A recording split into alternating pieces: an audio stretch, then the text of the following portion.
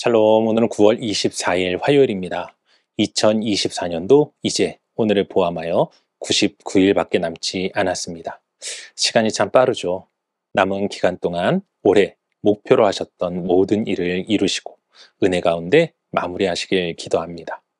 오늘 우리가 함께 읽을 말씀은 마태복음 7장에서 9장까지입니다. 오늘 말씀은 산상수훈 후반부 내용으로 시작하는데 이는 하나님의 백성된 자로서 올바른 삶의 자세에 대한 구체적인 실천 사항들을 가르쳐 주십니다.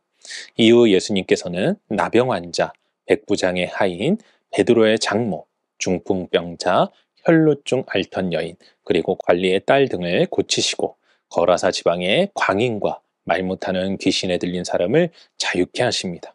뿐만 아니라 바람과 바다를 잔잔하게 하심으로 하나님의 권세를 가지고 세상을 구원하실 메시아의 모습을 나타내 보이십니다.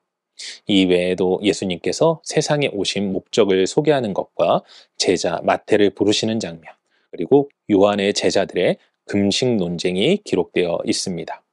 오늘은 이러한 말씀 가운데 마태복음 7장 24절에서 25절 말씀을 묵상해 보도록 하겠습니다. 마태복음 7장 24절에서 25절 함께 읽겠습니다. 그러므로 누구든지 나의 이 말을 듣고 행하는 자는 그 집을 반석 위에 지은 지혜로운 사람 같으리니 비가 내리고 창수가 나고 바람이 불어 그 집에 부딪히되 무너지지 아니하나니 이는 주추를 반석 위에 놓은 까닭이요. 아멘. 우리는 오늘로 268일째 성경 통독 및 말씀과 동행하는 하루를 진행하고 있습니다. 그리고 올해가 마칠 때까지 계속하여 성경 일독을 목표로 하고 있죠.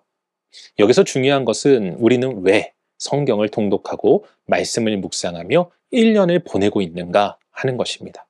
성경적 지식을 쌓기 위함입니까? 아니면 다른 사람에게 자랑하기 위함인가요? 그렇지 않을 것입니다. 그렇다면 우리가 성경을 통독하며 말씀 묵상을 나누는 이유는 무엇입니까? 바로 하나님의 말씀을 행하는 삶을 살기 위함입니다.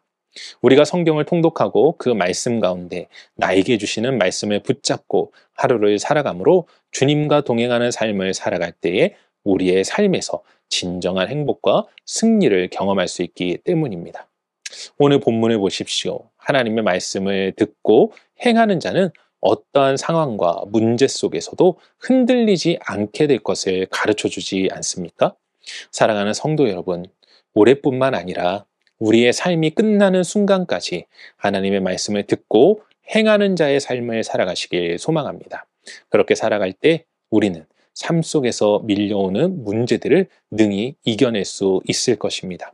여기서 한 가지 더 기억해야 할 것은 우리가 하나님의 말씀 가운데 살아갈 때에도 문제는 일어날 수 있다는 것입니다. 다만 어떠한 문제가 밀려와도 말씀대로 행하는 자에게는 이길 힘이 있다는 것이죠. 우리 모두 항상 말씀과 동행하며 그 말씀을 지켜 행함으로 반드시 승리하는 삶을 통해 은혜와 기쁨이 충만한 인생 되시길 주님의 이름으로 간절히 축원합니다. 기도하겠습니다. 사랑과 은혜가 충만하신 아버지 하나님 감사합니다.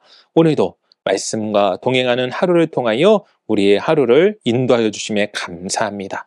아버지 하나님, 우리가 하나님의 말씀을 통독하며 또한 함께 묵상하며 나누는 이 시간 속에서 더욱더 하나님을 의지하게 하시고 하나님의 말씀을 행함으로 그 말씀의 능력을 경험하는 우리 모두가 될 수 있도록 도와주시옵소서. 주님의 말씀의 능력을 경험한 자들은 어떠한 시험과 문제와 어려움이 닥쳐온다 해도 반드시 이겨낼 줄로 믿사오니 우리가 어떠한 시험 속에서도 승리하는 삶, 은혜가 충만한 삶을 살아갈 수 있도록 함께 하실 주님을 찬양하오며 이 모든 말씀 우리 주 예수 그리스도 이름으로 기도합니다.